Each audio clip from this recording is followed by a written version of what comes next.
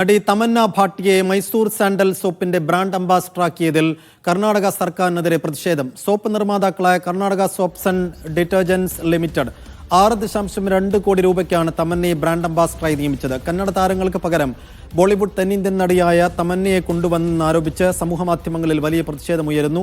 എന്നാൽ മൈസൂർ സാൻഡൽ സോപ്പിന്റെ വിപണി ഉയർത്തുക എന്ന ലക്ഷ്യത്തോടെയാണ് പുതിയ ബ്രാൻഡ് അംബാസിഡറെ കൊണ്ടുവന്നതെന്ന് കർണാടക വ്യവസായ മന്ത്രി MB പാട്ടീൽ പറഞ്ഞു. മഹേഷ് പോലൂർ നൽകും. മഹേഷ്, തമന്നയെ കൊണ്ടുവരുന്നതുകൊണ്ട് എന്താണ് എതിർപ്പ്? സൈഫു, തമന്ന നമുക്കറിയാം ഏതാണ്ട് ഒരു 28 ലക്ഷം ആളുകളുടെ സമൂഹ മാധ്യമ പേജിൽ അവരെ ഫോളോ ചെയ്യുന്നുണ്ട്. ഒപ്പം തന്നെ തെന്നിന്ത്യയിലും ബോളിവുഡിലുമൊക്കെ വലിയ അറിയപ്പെടുന്ന ഒരു നടി കൂടിയാണ്.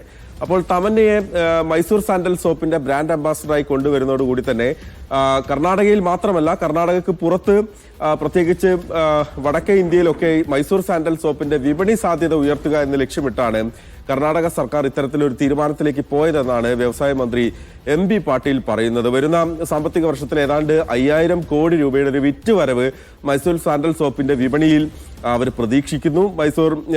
Karnataka soaps and detergents private limited അവിടുത്തെ പൊതുമേഖലാ സ്ഥാപനമാണ്.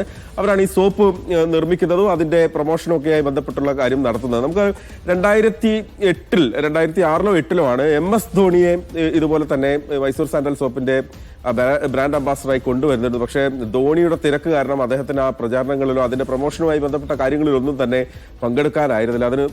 അതിനുശേഷം വർഷങ്ങൾക്ക് ശേഷമാണ് ഇപ്പോൾ തമന്നയെ കൊണ്ടുവന്നത്. ഒരുപാട് താരങ്ങളെ ഈ പ്രൊമോഷൻ ബ്രാൻഡ് അംബാസിഡറായി കൊണ്ടുവരാനുള്ള ഒരു ശ്രമം ഒരു കുറച്ച് ആളുകളെ തന്നെ സെലക്ട് ചെയ്തിരുന്നു. അതിൽ നിന്നാണ് തമന്ന മതി എന്നുള്ളൊരു തീരുമാനത്തിലേക്ക് എത്തുന്നത്. 6.2 കോടി രൂപയ്ക്കാണ് തമന്നയെ ബ്രാൻഡ് അംബാസിഡറായി കൊണ്ടുവരുന്നത്. ഇതിന്റെ പ്രശ്നം എന്ന് പറയുന്നത് ഇപ്പോൾ കർണാടകയിൽ നിന്ന് അവിടുത്തെ സമൂഹ മാധ്യമ പേജുകൾ വലിയ തോതിലുള്ള ഒരു പ്രതിഷേധം സർക്കാരിനെതിരെ ഉയരുകയാണ്. കാരണം കർണാടകയിൽ നിന്നുള്ള താരങ്ങളെ ഒഴിവാക്കിയത് എന്തിന്? കർണാടകയുടെ അവരുടെ ഒരു തനത് എന്താ പറയുക വിപണി സാധ്യതയൊക്കെ മുന്നിൽ കണ്ടുള്ള ഒരു പ്രൊഡക്റ്റാണ്, ഒരു ബ്രാൻഡാണ് മൈസൂർ സാൻഡൽ സോപ്പ് എന്ന് പറയുന്നത്. അതിന്റെ പ്രചാരണത്തിന് വേണ്ടി എന്തിന് മറ്റൊരു സ്ഥലത്തു നിന്നുള്ള താരത്തെ കൊണ്ടുവന്നു എന്നുള്ളതാണ് ഈ വിമർശനം ഉയർത്തുന്നവർ ചോദിക്കുന്നത്. വലിയ പ്രതിഷേധത്തിന് തന്നെയാണ് സമൂഹ മാധ്യമങ്ങളിൽ ഇത് വലിയ ചർച്ചയാകുകയാണ്. സർക്കാരിന്റെ പ്രതികരണം വന്നു. ഈ പറഞ്ഞതുപോലെ വലിയ വിപണി സാധ്യതയുണ്ട്, അത് കൂടുതൽ ലക്ഷ്യമിട്ടാണ് ഇങ്ങനെ ഒരു ബ്രാൻഡ് അംബാസിഡറെ കൊണ്ടുവന്നതെന്ന് സർക്കാർ വ്യക്തമാക്കി കഴിഞ്ഞിട്ടുണ്ട്. മഹേഷ് പോലൂരാണ് ന്യൂസ് ഡെസ്കിൽ നിന്ന് വിവരങ്ങൾ നൽകിയത്.